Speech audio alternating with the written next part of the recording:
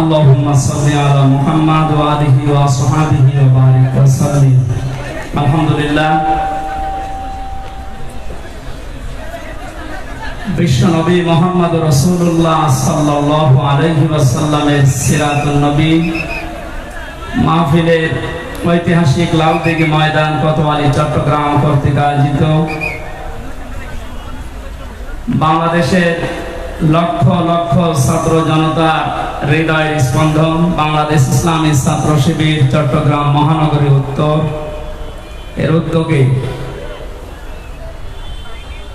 এই পবিত্র অনুষ্ঠানের সম্মানিত প্রধান আলোচক সাইয়্যেদ আনোয়ার হোসেন তাহের জাবেরি আল মাদানী খতিব আন্দরকিল্লা শাহী জামে মসজিদ চট্টগ্রাম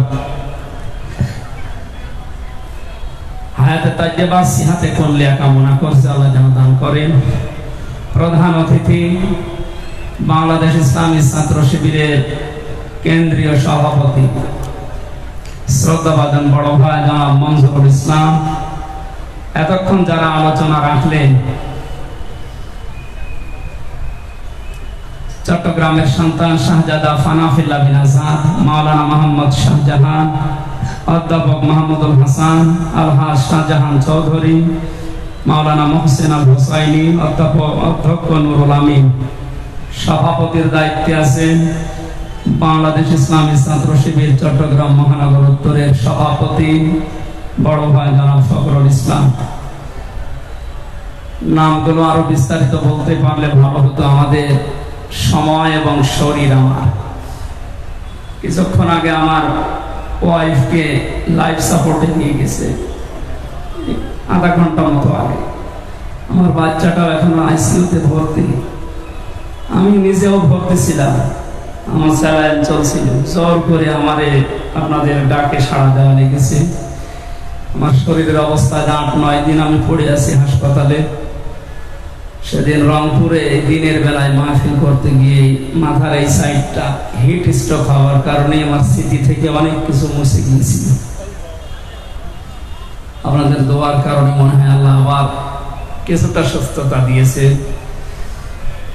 ময়দানে যিনি কথা বলতেন তার জন্য দোয়া করছি, শহীদ আল্লামা দিলওয়ার হোসেন সাইদি রহমাতুল্লাহ আলাইহি। 3টি বছর আমি জেলখানায় ছিলাম, তার সাথে দেখা হয়েছিল। দোয়া চেয়েছি হুজুরের কাছে, বের হয়ে তো আর দেখতে পারলাম না। জান্নাতের সুউচ্চ মাকাম আল্লাহ যেন তাকে দান করে। মঞ্চে যারা বসা আছেন সবার তুলনায় আমি নগণ্য, ছাত্র হতে পারলে আমি ধন্য হতাম। তাদের নাম তো সবার জানি না, একবারে দোয়া করছে আল্লাহর এই গোলামদের জন্য। সামনে বসা মুসলমান ভাইরা, পর্দার আড়ালের সম্মানিতা মা এবং বোনেরা, প্রশাসনের ভাইরা, প্রাণ প্রিয় চট্টগ্রামবাসী, দলমত নির্বিশেষে বিশ্বনবীর সিরাত শোনার জন্য যারা এই ময়দানে লালদিঘির এই ঐতিহাসিক ময়দানে হাজির হয়েছি, আমরা খুশি হয়ে বলছি আলহামদুলিল্লাহ। যে অবস্থানগুলো জানালাম, এই অবস্থায় থেকে কথা বলার মন মানসিকতা আমার নেই, তারপরও চেষ্টা চালাচ্ছি আল্লাহ যেন কিছু আপনাদেরকে শোনানোর তৌফিক দান করে। খুব অল্প সময় কথা বলবো ইনশাআল্লাহ। এখনো কথা স্বাভাবিক হচ্ছে না, ডাক্তাররা যা বলেছে এগুলো মানতে গেলে আসলে হচ্ছে না। আমিও পারি না, আপনারাও ছাড়ছেন না, আল্লাহু আকবার, সেরকম হয়ে গেছে। তারপরও দোয়া চাচ্ছি খুব অল্প সময় আল্লাহ যেন মেন কথাগুলো, হেদায়েতমূলক কথাগুলো বলার তৌফিক দেন। চট্টগ্রাম সিলেট এই 2 বিভাগের মানুষগুলো এই রবিউল আউয়াল আসলে যে সমস্ত কাজ কারবার গুলো নিয়ে মেতে ওঠে, কোরআন এবং হাদিস যেটা বলে আসলে বাস্তবতা এটা নয়। কেউ যদি নবীর মিলাদ নিয়ে, নবীর জন্ম নিয়ে শুধু আনন্দে থাকে, নবীর সিরাত নিয়ে তার কোনো চিন্তা ভাবনা না থাকে, এই লোকটা মাস্ট বি জাহান্নামে যাবে। প্রমাণ নবীর আপন চাচা আবু তালেব, আবুল আহাব, তাদের জীবনে আমি পুরা পড়ে দেখেছি। 2 জনেই নবীর মিলাদে, নবীর জন্মে খুশি ছিল, কিন্তু নবীর আদর্শে তারা খুশি না। এই জন্য 2 জন চাচা জাহান্নামে। সিস্টেম অফ পৃষ্ঠায় দেখুন আরো 2 জন চাচা, তারা জন্মে খুশি ছিল, হযরত আমির হামজা, হযরত আব্বাস রাদিয়াল্লাহু তাআলা আনহুমা। এই যে এই দুইজন তারা শুধু মিলাদে শুধু জন্মে খুশি না, নবীর আদর্শ পেয়ে তারা খুশি হয়েছিলেন। তার প্রমাণ হযরতে আব্বাস জানিয়েছেন, আর আব্বাস রাদিয়াল্লাহু তাআলা আনহু বলেন, নবী সাল্লাল্লাহু আলাইহি ওয়াসাল্লাম রাদিতু বিল্লাহি রাব্বা ওয়া বিইসলামি দীনা ওয়া বিইসলামি দীনা ওয়া বিমুহাম্মাদির রাসূলিল্লাহ সাল্লাল্লাহু আলাইহি ওয়াসাল্লাম নাবিয়্যা ওয়া রাসূলান মান যাকাতু আমাল ঈমান। মুসলিম শরীফের হাদিস। নবীজি বলেন, হযরতে আব্বাস রাদিয়াল্লাহু তাআলা আনহু বর্ণনা করেন, বিশ্ব নবী জানিয়েছেন, কেউ যদি ঈমানের স্বাদ পেতে চায়, পৃথিবীর প্রত্যেকটি জিনিসের যেমন স্বাদ আছে, মানুষের যে ঈমান আছে এরও একটা স্বাদ আছে। এই স্বাদ যদি কেউ পেতে চায়, সেজন্য আল্লাহকে রব পাওয়ার পরে খুশি থাকে। এটার বাস্তবতা শহীদ মীর কাসেম আলীর জীবনে এবং তার ফাঁসির আগের যে চিত্রগুলো আমি অনেক জায়গায় শিক্ষার জন্য বলেছি। উনি আল্লাহকে রব পেয়ে খুশি ছিলেন। এই জন্য ফাঁসি হওয়ার 3 ঘন্টা আগে কারারক্ষীকে জানিয়েছে, ভাই আমি 2 ঘন্টা ঘুমালাম, আমাকে 1 ঘন্টা আগে আপনারা ডেকে দেবেন। কারারক্ষী কত বুদ্ধির ভাই, আমাকে বলছিল আমির হামজা ভাই, আমি দেখলাম লোকটা ঠিক ঘুমিয়ে গেল। 3 ঘন্টা যাওয়ার পরে ফাঁসি, সে 2 ঘন্টা ঘুমাচ্ছে, ঘুমায় কি করে? ঘুমিয়েছে কি করে? আমি বুঝেছি, ইন্নাল্লাযীনা ক্বালু রাব্বুনা আল্লাহু সুম্মা ইসতাকামু তাতানাজ্জালু আলাইহিমুল মালায়েকা। অবশ্যই যারা এই কথা বলতে পারে আমাদের রব আল্লাহ, আর এর উপরে টিকে থাকতে পারে, অবশ্যই আল্লাহ তাদের জন্য ফেরেশতা নাজিল করে সাহায্য করে। ফেরেশতারা এসে কানের কাছে বলে, আল্লাহ তাখাফু ওয়ালা তাহজানু, ভয় পাবেন না, চিন্তা করবেন না। আপনার ছেলে ব্যারিস্টার আরমান গুম হয়ে আছে, আপনার স্ত্রী অসুস্থ, আপনার দলীয় লোকজন হাজার হাজার পালিয়ে বেড়াচ্ছে, হাজার হাজার জেল খাটতেছে, আপনার বিশাল প্রতিষ্ঠান সারা বিশ্বে, কোনো চিন্তা করবেন না। এগুলোর সব দায়িত্ব আল্লাহ হাতে তুলে নিয়েছে। আমার মনে হয় ফেরেশতারা মীর কাসেম আলীর কানের কাছে কথা বলার কারণে তার 2 ঘন্টা ঘুম এসেছিল, তাছাড়া ঘুম আসা সম্ভব না। আমি যা বলছি এটা তো বাস্তব, সেই 1500 বছর আগের না, 5-6 বছর আগের ঘটনা। সুতরাং বাস্তবতা এইটাই। শুধু মিলাদ নিয়ে, শুধু নবীর জন্ম নিয়ে খুশি হলে হবে না। এই সিরাতুন নবী, নবীর আদর্শ নিয়ে আমাদেরকে হযরত আব্বাস, হযরত হামজার মতো খুশি হওয়া লাগবে এবং বাস্তবায়ন করে দেখানো লাগবে। কথা বলেন ঠিক কিনা? আমরা এটাই চাই। কোরআনে কারীমের সূরা আরাফের একটা আয়াত পড়েছি, 96 নম্বর আয়াত। 2টা বিষয় আল্লাহ এখানে দিয়েছে।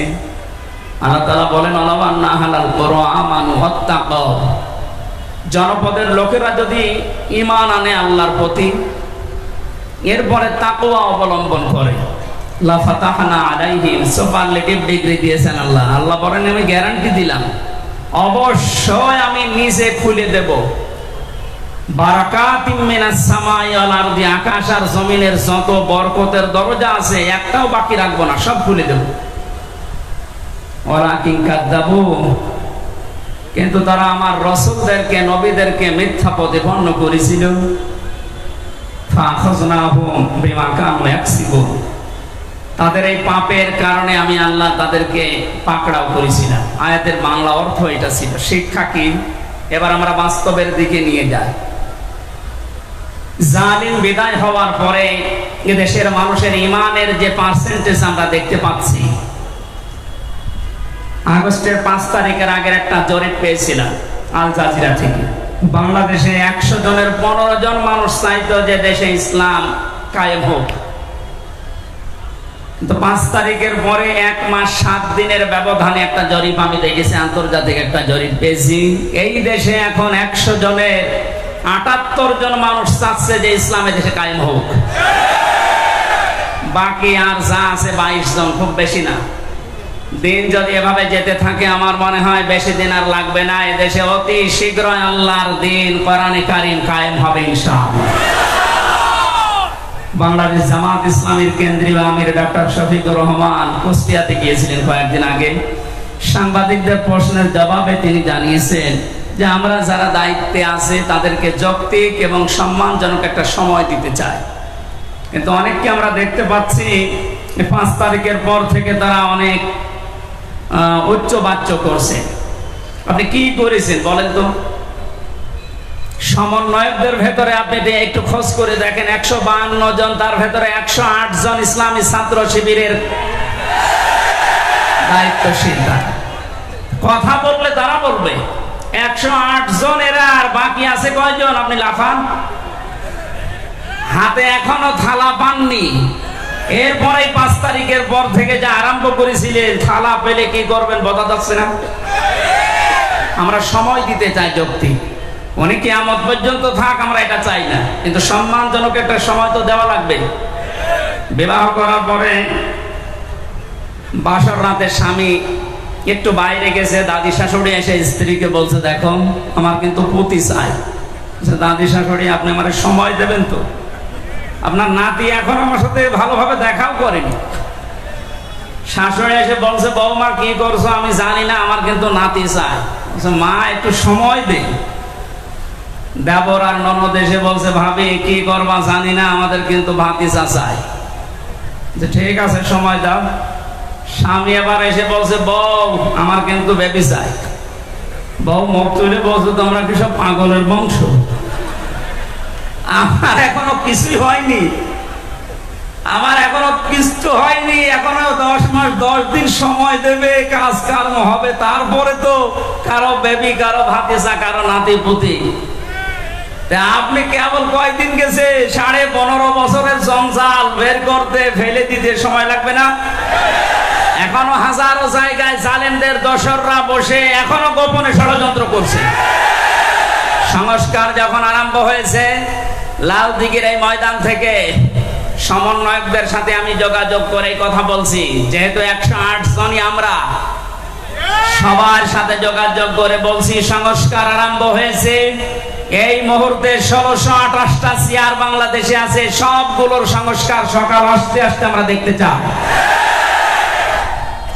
নয়তো এরা মাঝে মাঝে নতুন নতুন ইস্যু বানিয়ে রাস্তায় নেমে বিশৃঙ্খলা তৈরি করবে। জালেম যারা বিদায় নিয়েছে তারা শুধু আমাদের মামলার আসামি না, আমাকে বিনা কারণে আপনি 3 বছর জেলের ভেতরে আটকে রেখেছিলেন, তাও ফাঁসির কন্ডেম সেলের ভেতরে, আয়না ঘরে রেখেছিলেন। অথচ কয়েকদিন আগে আমার মামলা সব খালাস হয়ে গেছে। আদালত কর্তৃক প্রমাণিত যে আমার কোনো দোষ নেই, আমি নির্দোষ। নির্দোষ মানুষকে এভাবে 3টা বছর কষ্ট দিলেন। আমি চাই যারা এর সাথে টপ টু বটন জড়িত, প্রত্যেককে এভাবে আমার মতো 3 বছর জেল খাটাতে। ব্যারিস্টার আরমানকে 8 বছর গুম রেখেছিলেন, ওর জন্য আরো আপনি 8 বছর আয়না ঘরে থাকবেন। 8 আর 3 কত হয়? 11 বছর থাকেন, এরপরে যদি ইচ্ছা হয় তখন আসবেন। খালি চট করে ঢুকে পড়বেন মানে? আপনি আসেন, 11 বছর হিসাব করে আসবেন। ব্যারিস্টার আরমান, আমান আজমির 8 বছর, আর আমির হামজার 3 বছর। এক কথা বলেন না কেন? আমরা বেশি চাই না, যতটুকু করেছেন অতটুকু করবো। জেলখানায় আমার এই গেছে একেবারে যোগাযোগ বিচ্ছিন্ন। আমার বউ, মেয়ে, ছেলে, আমার মা বাবা বেঁচে আছে কিনা আমি তাও জানি না। আপনি কেন এত কষ্ট দিলেন? আর যা খাওয়াইছে মনে হচ্ছে কেউ মাখিয়ে মাখিয়ে খাবার আমার দিত। এই কারণে তো শরীর নষ্ট হয়ে গেছে। কিছু কথা বললে আমি আর হুঁশ পাই না। ডাক্তাররা বলছে ভেতরে অনেক পয়জন আছে, এগুলো বের করা লাগবে, স্বাভাবিক হতে সময় লাগবে। আপনি যা করেছেন, শুধু আমির হামজার মামলার আসামি আপনারা না, এই টপ টু বটন যারাই জড়িত আছেন আমি জানি সবগুলো আল্লাহর মামলার আসামি। এটা আমি বানালাম। সূরা শুরা 25 নম্বর পারা 6 নম্বর পৃষ্ঠা 13 নম্বর লাইনের 42 নম্বর আয়াত প্রথম অংশে আছে। বাংলাদেশে এখন প্রায় 66টা তাফসীর পাওয়া যাচ্ছে। যে কোন তাফসীর দেখবেন এই কথা লেখা আছে, ইন্নামাস সাবিলু আলাল্লাযিনা ইয়াজলিমুনান নাস। অবশ্যই আমি আল্লাহ মামলা দায়ের করব জালেমদের বিরুদ্ধে, যারা মানুষ হয়ে মানুষের উপর জুলুম করে। সুতরাং এদেশে যিনি বিদায় নিয়েছেন, সে লক্ষণ সেন বিদায় নিয়েছিল 850 বছর আগে।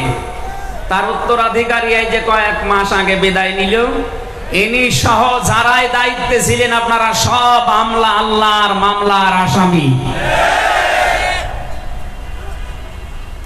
ইয়াজলিমুন আন নাস দিয়েছেন আল্লাহ, ইয়াজলিমুন আল মুসলিমুনা না, যে শুধু মুসলমানকে অত্যাচার করেছেন না, আজ আমরা যা দেখতে পাচ্ছি গোপন ষড়যন্ত্রে, আমি আশা করব আপনারা থামবে। এরপরও যদি আপনার বৃদ্ধি বাড়তেই থাকে, এখনো পর্যন্ত অনেকের বৃদ্ধি বাড়ছে, আপনার দুনিয়া তো শেষ হয়ে গেছে, আখিরাতটাও শেষ, এখনো তওবার দরজা বন্ধ হয়ে যায়নি। আপনাদেরকে আমরা কোরআনের জন্য, আল্লাহর জন্য ভালোবাসি, এজন্য আসেন ফিরে, এখনো সময় আছে। গত কয়েকদিন আগে দিনাজপুরে 10 জন মানুষ মুসলমান হয়েছে, তার আগে 2 জন হয়েছে চুয়াডাঙ্গায়, এর আগে 1 জন হয়েছে গাইবান্ধায়। দেখতে যা পাচ্ছি 78% থাকবে না, 100 ভাগের 100 ভাগ মানুষের দেশে ইসলাম চাইবে রাষ্ট্রীয়ভাবে ইনশাআল্লাহ।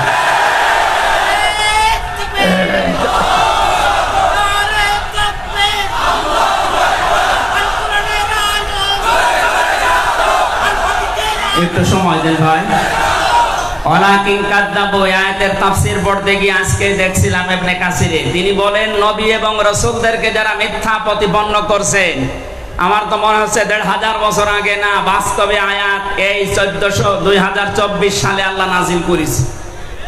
ওয়ালাকিন কাযযাবু, যারা মিথ্যা মনে করেছে রাসূল আর নবীদেরকে। এখন নবী আর রাসূল নেই, নবী রাসূলের উত্তরাধিকারী নায়েবে রাসূল ওলামায়ে কেরাম আছে। এক কথা বলে না কেন? সুতরাং দেশে আলেমরা এবং জ্ঞানী মানুষ যারা কোরআন হাদিসের উপরে পাণ্ডিত্য, এই মানুষগুলো এদেরকে অনেকে মিথ্যা প্রতিপন্ন করার জন্য বিভিন্ন কায়দা কৌশল খুঁজতেছে। আমি ইঙ্গিত দিলাম, শুধু আপনারা সাবধান থাকবেন। ফাখাযনাহুম বিমা কানু ইয়াকসিবুন, নয়তো আল্লাহ আযাব যখন আসবে, এই সমস্ত কাজ কারবারের জন্য যখন পাকড়াও করবে, সময় কিন্তু আর দম ফেলানোর জন্য পাওয়া যাবে না। সূরা আরাফের 100 নম্বর আয়াতে আল্লাহ এই ঘোষণাটা দিয়েছেন, আওয়ালাম ইয়াহদি লিল্লাযিনা ইয়ারিসুনাল আরদা। আল্লাহ তাআলা বলেন এই মানুষগুলো কি, এদেরকে জালেম বিদায় নেওয়ার পরে যে আমি একটা প্রতিষ্ঠা দিলাম, জমিনের উত্তরাধিকারী বানালাম, এরপরও যদি এরা পাপে নিমজ্জিত হয়, এরা কি মনে করে না যে আমি আল্লাহ ওদের মতো এদেরকেও ধরতে পারি? বারবার সমন্বয়করা এটাই কিন্তু দেশে মেসেজ দিচ্ছেন। বিতাড়িত জালেমদের মতো আচরণ যদি আগামীতে কেউ করে, তাদের অবস্থা হবে আরো শোচনীয়। সুতরাং সিরাতুন নবীর এই অনুষ্ঠানে আমাদের জীবনের মূল লক্ষ্য হওয়া লাগবে আল্লাহর নবীর সিরাতকে এই পৃথিবীতে বাস্তবায়ন করে ইসলামী রাষ্ট্র উপহার দেওয়া। মান মাতা ওয়ালাম ইয়াহজু, যে ব্যক্তি মরে গেল কিন্তু এই চিন্তা ভাবনা তার ছিল না যে দ্বীন ইসলাম, আল্লাহর নবীর আদর্শ জমিনে কায়েম হোক, মাতা আলা শুবাতিন মিনান নিফাক, সে লোকটা মুনাফিক হয়ে মরবে। আমরা কি মুনাফিক হয়ে মরতে চাই? সুতরাং আমরা ওই আলগা এবং পাগলা মনোভাব নিয়ে নয়, আল্লাহর নবীর সিরাতকে মনে প্রাণে ধারণ করি, বাস্তবে যেন রূপ দিতে পারি। এই রবিউল আওয়ালের আসল শিক্ষায় যেন এটা হয়। আমার মাথার এবং শরীরের অবস্থার দিকে তাকিয়ে আর বারবার যে লাইফ সাপোর্টে আছে ম্যাডাম, এই চিন্তা আসতেছে, আমি শেষ করে দিলাম। আগামীতে আসলে, আমি এসেছি অনেক আগে, সেই বিকাল 4:30টার সময়, আপনারা নিয়ে আসতে এত দেরি করবেন আমি জানি না। বললাম এসার পরে তুলে দিলে রাত 10টা পর্যন্ত কথা বলে চলে যেতাম।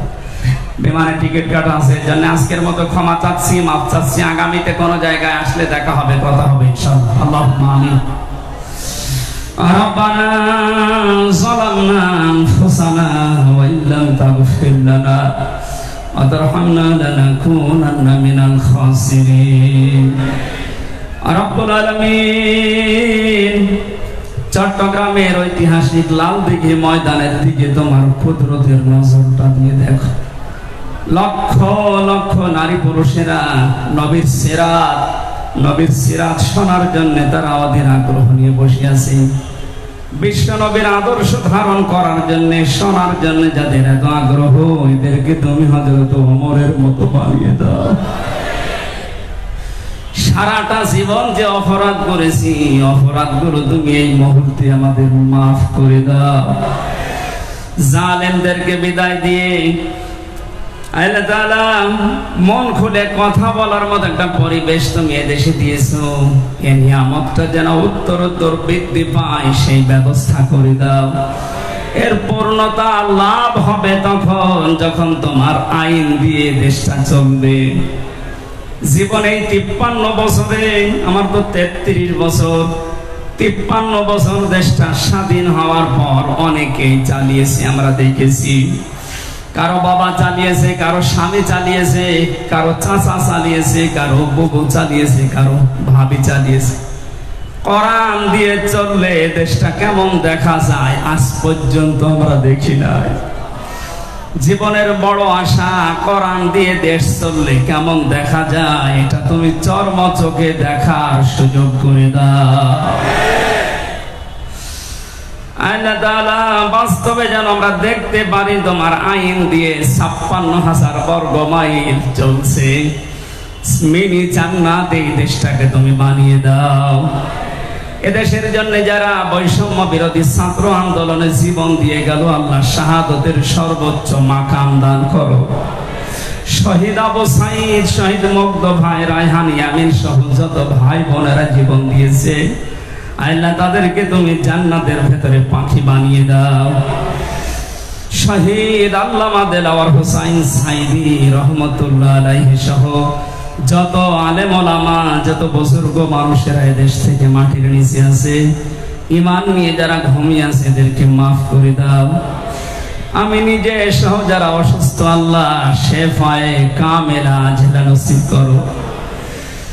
আল্লাহ তাআলা আমার ওয়াইফ লাইফ সাপোর্টে আছে, বাঁচা মরা তো তোমার হাতে, আল্লাহ মেহেরবানি করে তার জীবনটা ভিক্ষা দাও। আমার তিনটা মেয়ে তুমি দিয়েছো, আল্লাহ তাদেরকে তুমি এতিম বানিয়ে দিও না। আমার মেয়েটাও লাইফ সাপোর্টে আছে,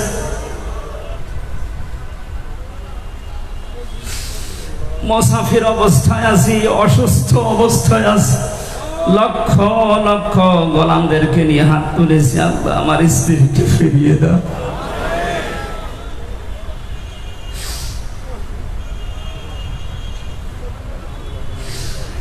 বাংলাদেশ ইসলামী ছাত্র শিবিরের যে ভাইরা বিশাল আয়োজনে আঞ্জাম দিয়েছে, আল্লাহ তাআলা প্রত্যেককে তোমার হাসান হোসাইনের মতো বানিয়ে দাও। এদেশের ছাত্র সমাজকে এই দলে, এই পতাকা তলে আসার সুযোগ করে দাও। ইসলামী ছাত্রী সংস্থাকেও তুমি কবুল করো।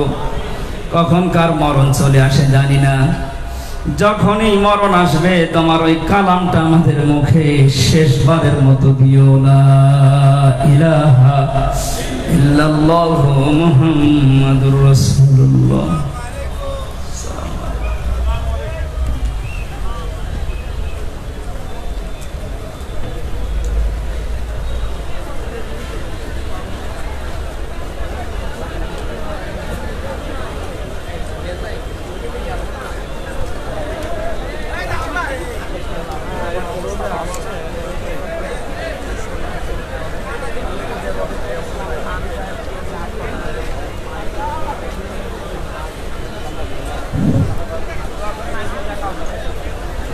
সম্মানিত উপস্থিতি, আমাদের প্রোগ্রাম এখনো শেষ হয়নি। আমাদের প্রধান আলোচক এখনই তো শিবানবেন। আপনারা যখন একটু দাঁড়াচ্ছেন, একটু কষ্ট করে আবার বসে যাবেন। আমাদের প্রধান আলোচক আওলাদুর রাসূল সৈয়দ আনোয়ার হোসেন তাহেরি জামিলার মাদানী সাহেব একটু পরেই মঞ্চে চলে আসবেন। আপনাদেরকে আবারও সুশৃঙ্খলা বসে যাওয়ার জন্য অনুরোধ করছি।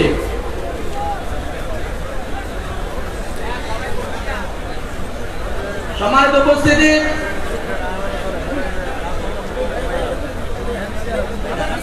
আপনারা জানেন এই বিশাল আয়োজনে আমাদের অনেক টাকা খরচ হয়েছে। আমাদের আয়ের উৎস হচ্ছে আপনাদের পকেটগুলো, আমাদের সোহাগীর পকেটগুলো হচ্ছে আমাদের আয়ের উৎস। আপনারা যাওয়ার সময় যতটুকু পারেন, যার যতটুকু সামর্থ্য আছে, আমাদের ভাইয়েরা বিভিন্ন স্থলে আছে, আপনারা আপনাদের জায়গা থেকে সর্বোচ্চ সহযোগিতা করবেন সেই প্রত্যাশা রাখছি। যারা মেন গেটে দাঁড়িয়েছেন, একটু আপনারা ওই জায়গা থেকে সরে যান। সম্মানিত উপস্থিতি, আমাদের মাঝে উপস্থিত আছেন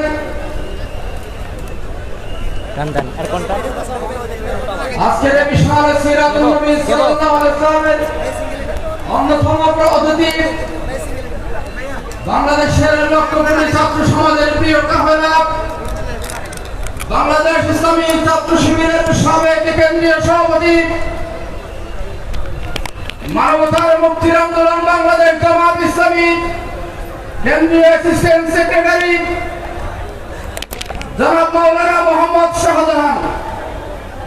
আমি ভাইকে বাংলাদেশ ইসলামী ছাত্র শিবির চট্টগ্রাম মহানগর উত্তরের পক্ষ থেকে আন্তরিক ধন্যবাদ এবং মুবারকবাদ জানাচ্ছি।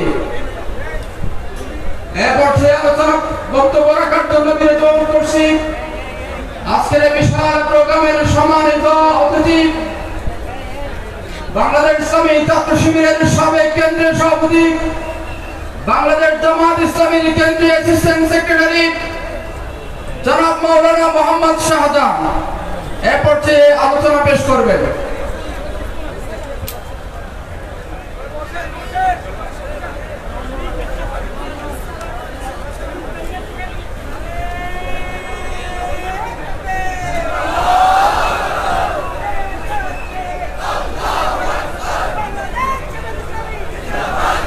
আলহামদুলিল্লাহ আলহামদুলিল্লাহ রাব্বিল আলামিন والصلاه والسلام على سيد المرسلين وعلى آله وصحبه أجمعين।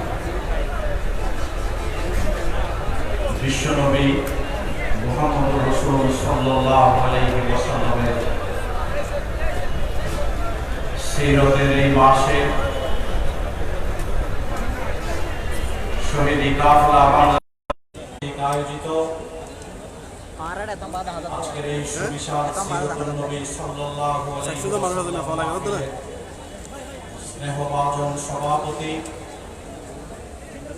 ছাত্র নেতা, চট্টগ্রাম মহানগরী উত্তরে সংগ্রামী সভাপতি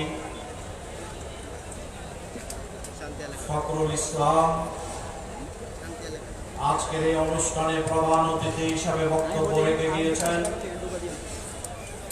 মেধাবী ছাত্র নেতা, বাংলাদেশ ইসলামী ছাত্র শিবিরের সংগ্রামী কেন্দ্রীয় সভাপতি ভাই মঞ্জুরুল ইসলাম,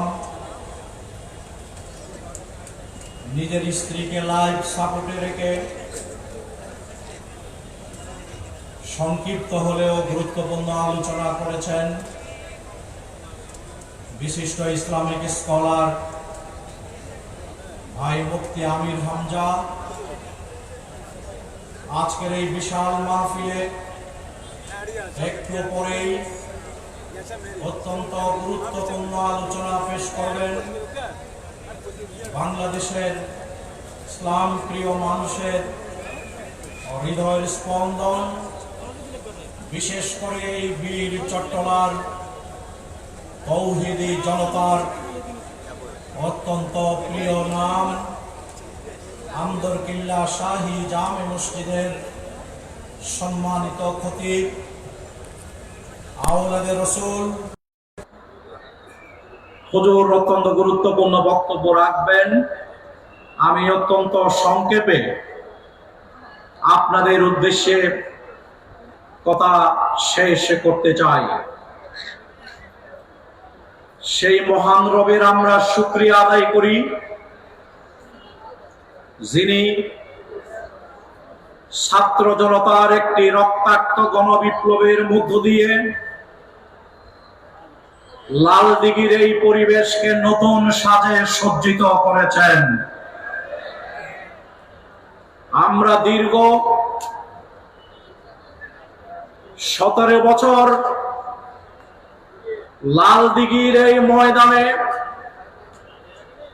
উন্মুক্ত পরিবেশে আল্লাহর রবের শ্রেষ্ঠত্বের ঘোষণা দিতে পারিনি, রসুলের সিরতের আলোচনা করতে পারিনি। ইসলামী ছাত্র শিবির আয়োজিত এই সিরাতুন নবী মাহফিলে বারবার প্রধান অতিথি হিসেবে আলোচনা পেশ করতেন বিশ্বনন্দিত মুফাসসিরে কোরআন শহীদ আল্লামা দেলোয়ার হোসেন সাঈদী। আজকে তিনিও আমাদের মাঝে নেই। মহান আল্লাহ আবার আমাদেরকে এই ঐতিহাসিক লালদিঘির ময়দানে ফিরে আসার, তার দ্বীনের কথা বলার, রাসূলের সিরতের কথা বলার সুযোগ দিয়েছেন। এই কারণে আমরা সকলেই সুউচ্চ কণ্ঠে আল্লাহর শুকরিয়া আদায় করে নেই। আমরা পড়ি আলহামদুলিল্লাহ। সংগ্রামী ভাইসব, আপনারা জানেন আজকের পরিবর্তিত যেই প্রেক্ষাপট বাংলাদেশে তৈরি হয়েছে, এই পরিবর্তিত প্রেক্ষাপট তৈরি হওয়ার পেছনে দীর্ঘ আন্দোলন সংগ্রামের পর বৈষম্য বিরোধী ছাত্র আন্দোলনের নেতৃত্বে গোটা জাতি ঐক্যবদ্ধ হয়ে বাংলাদেশ থেকে ফ্যাসিবাদ থেকে বিদায় করে দিয়েছে। তারা এই বাংলাদেশকে জুলুম এবং বৈষম্যের উপর প্রতিষ্ঠিত করেছিল, ফ্যাসিবাদের উপর প্রতিষ্ঠিত করেছিল। তারা আল্লাহর রাসূলের সিরত মাহফিল গুলো বন্ধ করে দিয়েছিল। তারা দীর্ঘ সময় ঐতিহাসিক প্যারেড ময়দানের আল্লামা দেলোয়ার হোসেন সাইদের তাফসীরুল কোরআন মাহফিল বন্ধ করে দিয়েছিল। তারা মনে করেছিল ইসলামকে সংকুচিত করে কোরআনের মাহফিল বন্ধ করে দিয়ে তারা এই বাংলাদেশকে আজীবন তাদের পৈতৃক সম্পত্তি হিসাবে ভোগ করবে। তারা জানে না বাংলাদেশের মানুষ কি পরিমাণ ইসলাম প্রিয়, তারা জানে না বাংলাদেশের মানুষ কি পরিমাণ কোরআন প্রিয়, তারা জানে না বাংলাদেশের মানুষ আল্লাহর নবীকে কিরকম মুহাব্বত করে। সংগ্রামী ভাইসব, আজকে এই ঐতিহাসিক লালদিঘির ময়দানে বীর চট্টলায় এই সিরতুন নবী মাহফিলের মাধ্যমে যেই তাকবীর ধ্বনি উচ্চকিত হলো, আল্লাহর দ্বীন বিজয়ী করেই এই তাকবীর ধ্বনি দিতে দিতে বাংলাদেশের মানুষ ক্লান্ত হবে। বৈষম্য বিরোধী ছাত্র আন্দোলন যেটি গড়ে উঠেছিল, তাদের স্লোগান ছিল কি? তাদের স্লোগান ছিল we want justice, we want justice. তারা এই স্লোগান দিয়েছিল। জাস্টিস কি মার্কসের আদর্শে আছে? জাস্টিস কি লেনিনের আদর্শে আছে? জাস্টিস কি শেখ মুজিবুর রহমানের আদর্শে আছে? কারো আদর্শে জাস্টিস নেই। জাস্টিস আছে আমাদের প্রিয় নবী মুহাম্মদুর রাসূল সাল্লাল্লাহু আলাইহি ওয়াসাল্লামের আদর্শে।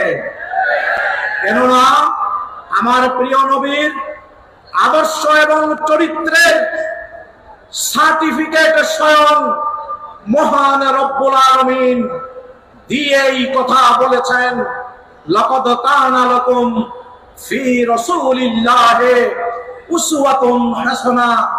নিশ্চয়ই তোমাদের জন্য আল্লাহর রাসূলের আদর্শের ভিতরেই রয়েছে, আল্লাহর রাসূলের জীবনের ভিতরে রয়েছে সর্বোত্তম আদর্শ। সুতরাং আমার প্রিয় নবী মুহাম্মদ সাল্লাল্লাহু আলাইহি ওয়াসাল্লাম যেমন ব্যক্তি জীবনে আদর্শ ছিলেন, পারিবারিক জীবনে আদর্শ ছিলেন, রাষ্ট্রনায়ক হিসেবে আদর্শ ছিলেন, সমরবিদ হিসেবে আদর্শ ছিলেন, সকল ক্ষেত্রে তিনি আদর্শ ছিলেন। যার কারণে নবী মুহাম্মদুর রাসূল সাল্লাল্লাহু আলাইহি ওয়াসাল্লামের আদর্শকে অনুসরণ করলেই মাত্র জাস্টিস প্রতিষ্ঠিত হতে পারে, বৈষম্য মুক্ত, জুলুম মুক্ত বাংলাদেশ প্রতিষ্ঠিত হতে পারে। বাংলাদেশ ইসলামী ছাত্র শিবির বিশেষ করে বাংলাদেশের শিক্ষাঙ্গনে এই বৈষম্য দূর করে বাংলাদেশের শিক্ষাঙ্গনে সেই কলুষ মুক্ত, সন্ত্রাস নির্ভর ছাত্র রাজনীতির বিপরীতে বৈষম্যহীন শিক্ষাঙ্গন গড়ে তোলা, মেধার চর্চা করা, সন্ত্রাস নির্ভর ছাত্র রাজনীতিকে বিদায় করে দিয়ে মেধা এবং ছাত্রদের সমস্যামুখী ছাত্র রাজনীতি সেখানে প্রতিষ্ঠা করার জন্য তার প্রতিষ্ঠা লগ্ন থেকে কাজ করে আসছে। বাংলাদেশে আল্লাহর দ্বীন কায়েমের জন্য, ছাত্র সমাজের সমস্যা সমাধানের জন্য ইসলামী ছাত্র শিবির যত শাহাদাতের নজরানা উপহার দিয়েছে, আর কারো পক্ষে সেই শাহাদাতের নজরানা উপহার দেওয়া সম্ভব হয়নি। ইসলামী ছাত্র শিবির এই কাফেলা শুধু আছে বাংলাদেশ নয়, গোটা দুনিয়ার মাঝে মানবতার মুক্তির জন্য যোগ্য, দক্ষ, সৎ, মেধাবী নেতৃত্ব সরবরাহ করে চলেছে। আপনারা জানেন, সংগ্রামী ভাইয়েরা আমার, এই শিবির আজকে ইউরোপে আছে, আমেরিকায় আছে, আরব বিশ্বে আছে, দুনিয়ার সকল জায়গায় ইসলামী ছাত্র শিবিরের তৈরি করা বিশ্বমানের সেই সকল নেতৃত্ব আজকে ইসলামী ছাত্র শিবির সারা দুনিয়ায় সরবরাহ করেছে। আলহামদুলিল্লাহ। আমরা আরো অনেক ছাত্র সংগঠন দেখতে পাই, তাদের রুমে যখন যাওয়া হয়, অন্য ছাত্র সংগঠনের নেতা কর্মীর রুমে যখন যাওয়া হয়, সেখানে ফেন্সিডিল পাওয়া যায়, সেখানে রামদা পাওয়া যায়, সেখানে মদ পাওয়া যায়, সেখানে নারী পাওয়া যায়।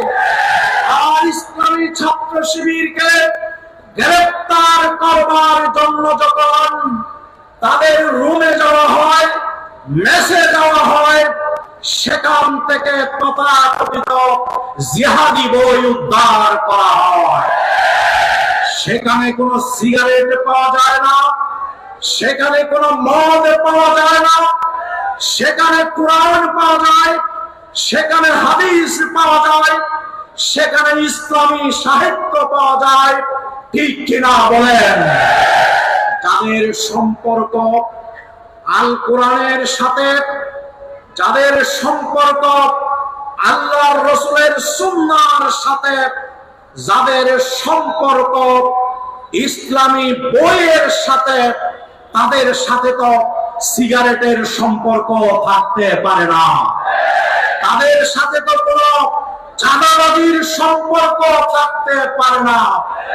আজকে বিশেষ করে ছাত্রলীগ নামক যে সংগঠনকে আমরা দেখি, ফেসিবাদ বিদায় হওয়ার পর তাদের আস্তানাগুলো থেকে সেই দেশীয় অস্ত্র উদ্ধার করবার জন্য বড় বড় ট্রাক নিয়ে যাওয়া লেগেছিল, ট্রাক ভর্তি অস্ত্র তারা উদ্ধার করেছিল। আজকে যেই সকল বৈষম্য বিরোধী ছাত্র আন্দোলনের নেতারা ঢাকা বিশ্ববিদ্যালয় থেকে আন্দোলন পরিচালনা করেছিলেন, তারা তো এই ছাত্রলীগের নেতৃবৃন্দের সাথেই ছিলেন, একই বিশ্ববিদ্যালয়ের ছাত্র ছিলেন। এই ফেসিবাদ মুক্ত হওয়ার পরে বৈষম্য বিরোধী ছাত্র আন্দোলনের গুরুত্বপূর্ণ সমন্বয়কদের মাঝে একাধিক ব্যক্তি ঘোষণা করেছেন এই বাংলাদেশে কোন শিক্ষাঙ্গনে নাকি তার ছাত্রলীগের রাজনীতি দেখতে চায় না। তারা যদি রাজনীতি করত তাহলে এই ধরনের কথা তাদের বিরুদ্ধে বলার কোনো প্রয়োজন ছিল না। তারা ছাত্রলীগের ব্যানার দিয়ে ছাত্র রাজনীতির নাম দিয়ে সেখানে মেধাবী ছাত্র যারা ভর্তি হতো, নামাজি ছাত্র যারা ভর্তি হতো, তাদের গলা টিপে ধরত, তাদেরকে নামাজ পড়তে দিত না। এই সকল মেধাবীদেরকে পড়াশোনার কোনো পরিবেশ দিত না, মেধাকে বিকশিত করবার কোনো সুযোগ তারা দিত না। যার কারণে গোটা বাংলাদেশে ছাত্র সমাজ আজকে এই ছাত্র সংগঠনের বিরুদ্ধে ঐক্যবদ্ধ হতে বাধ্য হয়েছে। সংগ্রামী ভাইরা আমার, আমি অত্যন্ত স্পষ্ট করে এই কথা বলতে চাই, ইসলামী ছাত্র শিবির নবীর আদর্শকে লালন করে, ইসলামী ছাত্র শিবির কোরআনের আলোকে নিজেদের আখলাককে গঠন করার চেষ্টা করে, ইসলামী ছাত্র শিবির তাদের মেধাকে বিকশিত করবার জন্য সর্বোচ্চ অধ্যয়নের চেষ্টা করে।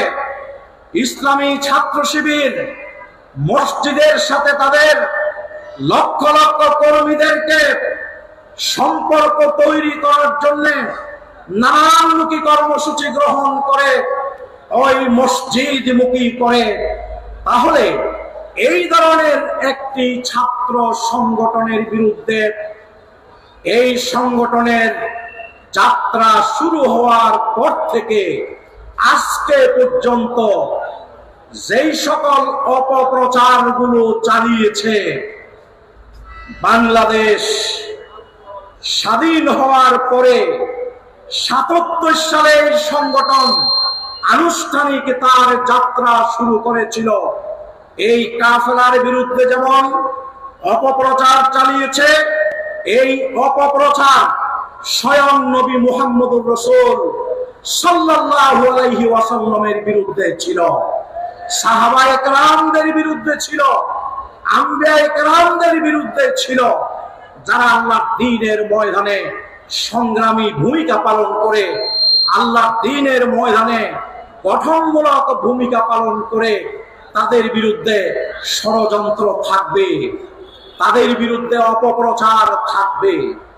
আজকে আমরা ফেসিবাদ মুক্ত, জুলুম মুক্ত বাংলাদেশের এই পরিবর্তিত প্রেক্ষাপটে গোটা বাংলাদেশের জনগণের জন্য, বাংলাদেশের ইসলাম প্রিয় মানুষের জন্য আমরা ইসলামী ছাত্র শিবিরের পক্ষ থেকে এই আশ্বাস, এই ঘোষণা মহান রব্বুল আলামিনের উপর বর্ষা করে দিতে পারি, যেই গণজোয়ার এই পরিবর্তিত প্রেক্ষাপটে ইসলামের পক্ষে, ন্যায়ের পক্ষে, জাস্টিসের পক্ষে, সেই সকল শাহাদাতের যেই সংগ্রামী ইতিহাস আমাদের নেতৃবৃন্দ তৈরি করেছেন, এর বদৌলতে আজকে বাংলাদেশে যেই ইসলামের পক্ষে গণজোয়ার আমরা দেখতে পাচ্ছি, এই গণজোয়ারকে আর কেউ টেকিয়ে রাখতে পারবে না ইনশাআল্লাহ। আমরা স্পষ্ট করে আল্লাহ তাআলার উপর ভরসা করে আজকে আমরা সেই ঘোষণা দিতে চাই। সম্মানিত ভাইরা, ফেসিবাদ আমরা বিদায় করেছি বলছি, কিন্তু আসলে ফেসিবাদ বাংলাদেশ থেকে কি শতভাগ বিদায় হয়েছে? বাংলাদেশ থেকে শতভাগ বিদায় হয়নি। যার কারণে মাঝে মাঝে আমরা তাদের মাঝে আবার এই ধরনের মাহফিলকে বন্ধ করার যেই নতুন ধারা বাংলাদেশে তৈরি হয়েছে, এই ধারাকে নস্যাৎ করে দিয়ে আবার ফ্যাসিবাদকে ফিরিয়ে আমরা বাংলাদেশের আনাচে কানাচে কিছু কিছু লক্ষ্য করছি। আমাদের এই পার্শ্ববর্তী পার্বত্য চট্টগ্রামকে আনরেস্ট করে রাখা হয়েছে, এটা সেই ষড়যন্ত্রের একটি অংশ। আনসারদেরকে নামানো হয়েছিল, সেটি ছিল এই ষড়যন্ত্রের অংশ। বিচারিক কু করতে চাওয়া হয়েছিল, এটিও সেই ষড়যন্ত্রের অংশ। এইভাবে তারা আজকে আবারও ইসলামকে সংকুচিত করার জন্য, আল্লাহ রসুলের আদর্শের চর্চাকে বন্ধ করার জন্য বাংলাদেশের এই নতুন ধারাকে আবার নস্যাৎ করে দিয়ে তারা বাকশালী ধারা ফিরিয়ে আনার ষড়যন্ত্র করছে এবং ষড়যন্ত্র তারা করতে থাকবে। কিন্তু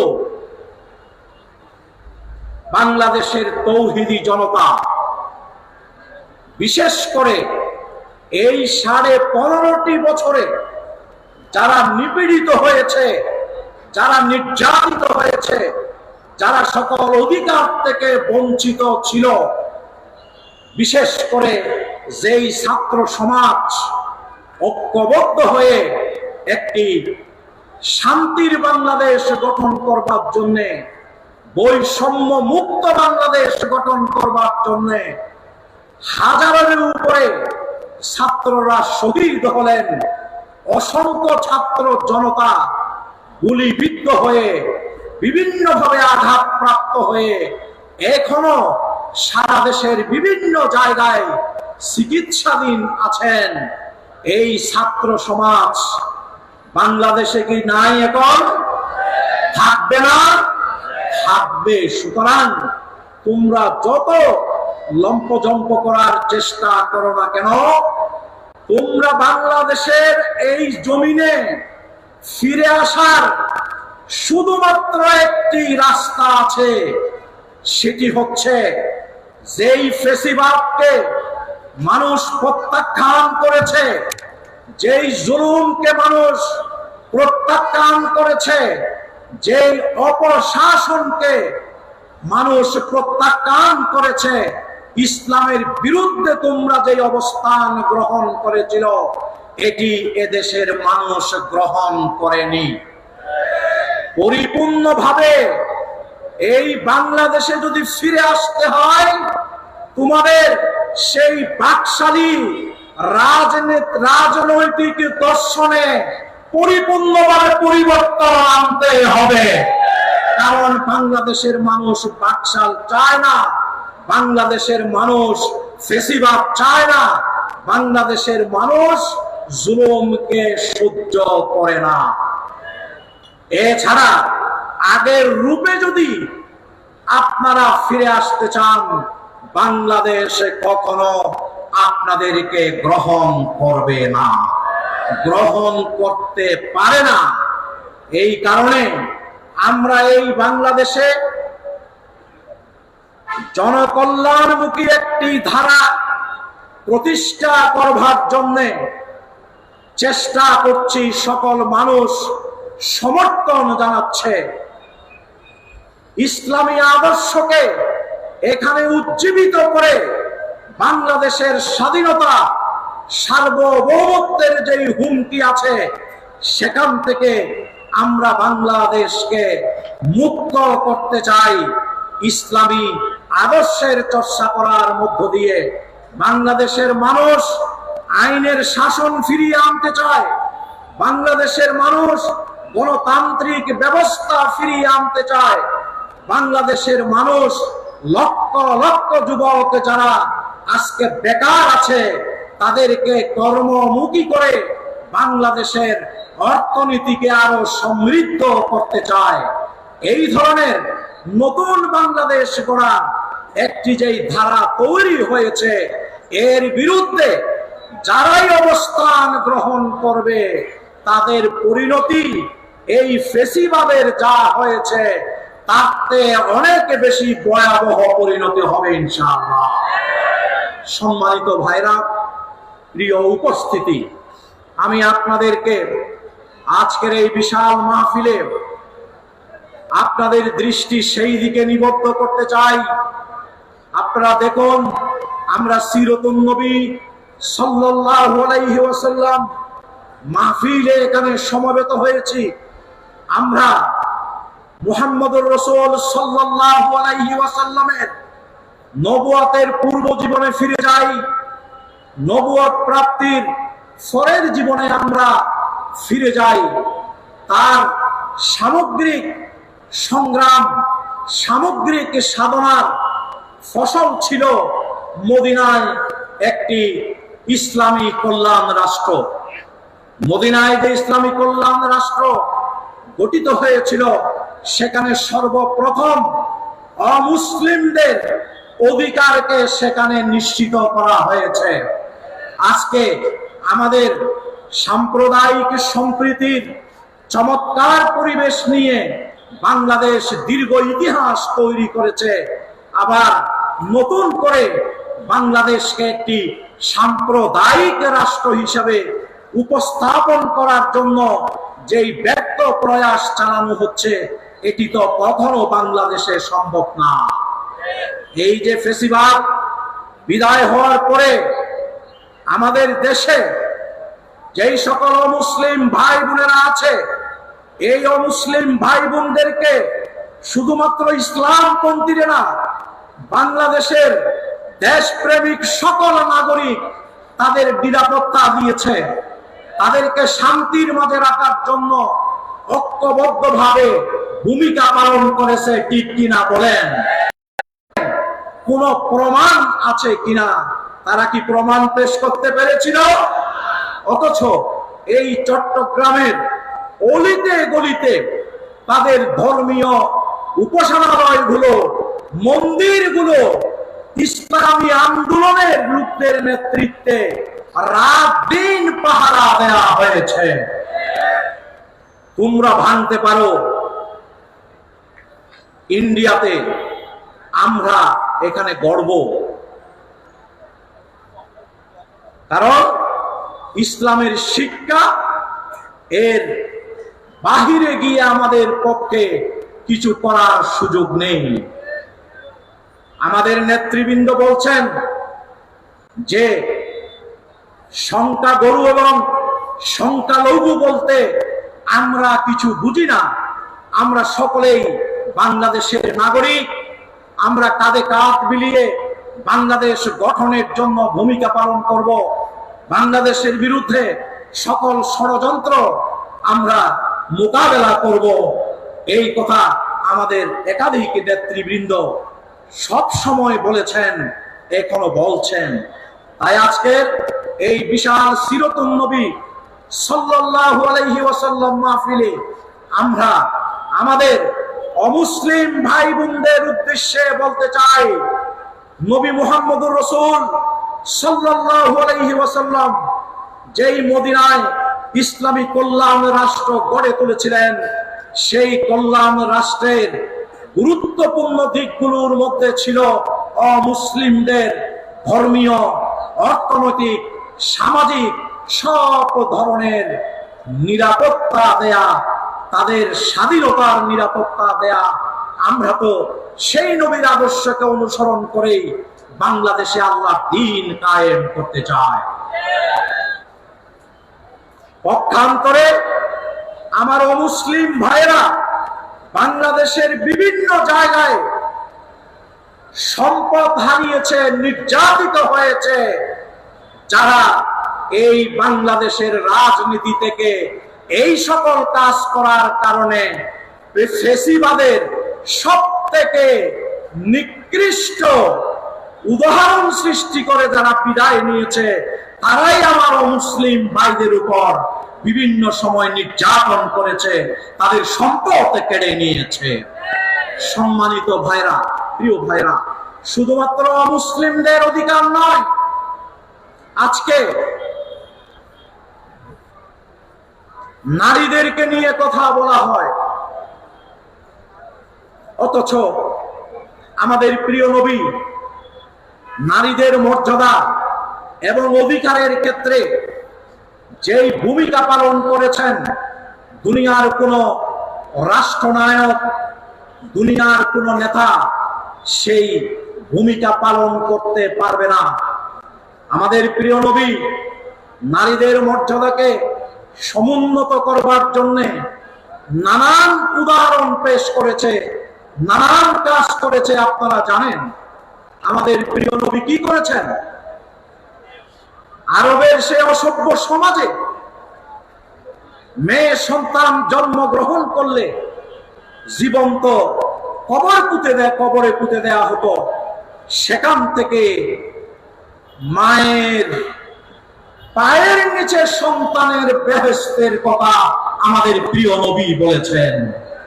সম্মানিত ভাইরা, আমাদের প্রিয় নবীকে যদি আপনি বালক মুহাম্মদ হিসেবে বিশ্লেষণ করেন, যুবক মুহাম্মদ হিসেবে বিশ্লেষণ করেন, স্বামী মুহাম্মদ হিসেবে যদি বিশ্লেষণ করেন, রাষ্ট্রনায়ক মুহাম্মদ হিসেবে যদি বিশ্লেষণ করেন, আবেদ মুহাম্মদ হিসেবে যদি বিশ্লেষণ করেন, সকল দিক থেকে সকলের শ্রেষ্ঠ হিসাবে আমরা আমাদের প্রিয় নবীকে পাই। শ্রেষ্ঠ রাসূলদের মাঝে আমাদের প্রিয় নবী ছিলেন শ্রেষ্ঠ। সকল নবীদের মাঝে আমাদের প্রিয় নবী ছিলেন শ্রেষ্ঠ। যার কারণে ইউরোপের শত শত পণ্ডিত মুহাম্মদুর রাসূল সাল্লাল্লাহু আলাইহি ওয়াসাল্লামের শ্রেষ্ঠত্বের ঘোষণা দিতে বাধ্য হয়েছেন। এমনকি ভারতীয় অনেক পণ্ডিত আল্লাহর রাসূলের শ্রেষ্ঠত্বের ঘোষণা দিয়ে বই লিখেছেন, কলম ধরেছেন, ঘোষণা করতে বাধ্য হয়েছেন। মুহাম্মদুর রাসূল সাল্লাল্লাহু আলাইহি ওয়াসাল্লামের মতো সেই আকর্ষণীয় পার্সোনালিটি মানবতার মুক্তির জন্য যারা অবদান রেখেছেন আর কেউ হতে পারে না।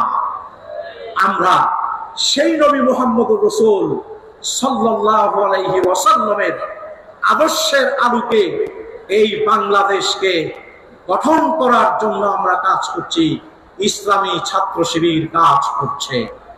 তাই আজকের এই বিশাল সিরাতুন নবী সাল্লাল্লাহু আলাইহি ওয়াসাল্লাম মাহফিলে আমি আমার আলোচনার পরিসমাপ্তিতে যেই কথা বলতে চাই, আসুন আমরা আল্লাহর রাসূলকে আর জানার জন্য চেষ্টা করি, তার সিরাতকে বোঝার জন্য চেষ্টা করি, তার সুন্নাহর আলোকে আমরা নিজেদের জীবনকে গঠন করার জন্য চেষ্টা করি। সম্মানিত ভাইরা আমার, তাহলেই আমরা এই দুনিয়ার জীবন এবং পরকালের জীবনে আমরা সাফল্যমণ্ডিত হতে পারবো। শেষ কথা এটি বলতে চাই, প্রিয় ভাইরা আমার, প্রিয় উপস্থিতি, মুআজ্জাজ উলামায়ে কেরাম, বাংলাদেশে ইসলামের বিজয়ের যেই ধারা শুরু হয়েছে, এই বিজয়ের ধারাকে চূড়ান্ত পর্যায়ে নিয়ে যাওয়ার জন্য যারা অসংখ্য ত্যাগ এবং কুরবানি পেশ করেছেন, শাহাদাত পেশ করেছেন, সেই সকল ত্যাগ এবং কুরবানির ইতিহাসকে সামনে রেখে আমাদেরকে এই সিরাতুন নবী মাহফিলে ঐতিহাসিক লালদিঘির ময়দান থেকে আমরা সিদ্ধান্ত নেব, আল্লাহর দ্বীনের চূড়ান্ত বিজয় না হওয়া পর্যন্ত বাংলাদেশের 1 ইঞ্চি মাটিতেও আমরা ফেসিবাদকে ফিরে আসতে দিব না ইনশাআল্লাহ। এই সিদ্ধান্ত নিয়ে যদি আমরা সামনের দিকে এগোতে পারি, ফেসিবাদের বাংলাদেশ ইসলামের বাংলাদেশে পরিণত হবে ইনশাআল্লাহ। বাকশালের বাংলাদেশ রাসূলের আদর্শের বাংলাদেশে পরিণত হবে ইনশাআল্লাহ। ইসলামী ছাত্র শিবিরের ভাইদেরকেও সেই অতীতের সংগ্রামী ভূমিকার ধারাকে সামনে রেখে সামনের দিনগুলোতে আরো সংগ্রামী বুদ্ধিবৃত্তিক গুরুত্বপূর্ণ ভূমিকা পালন করতে হবে। এই উদাত্ত আহ্বান তাদের প্রতিও রেখে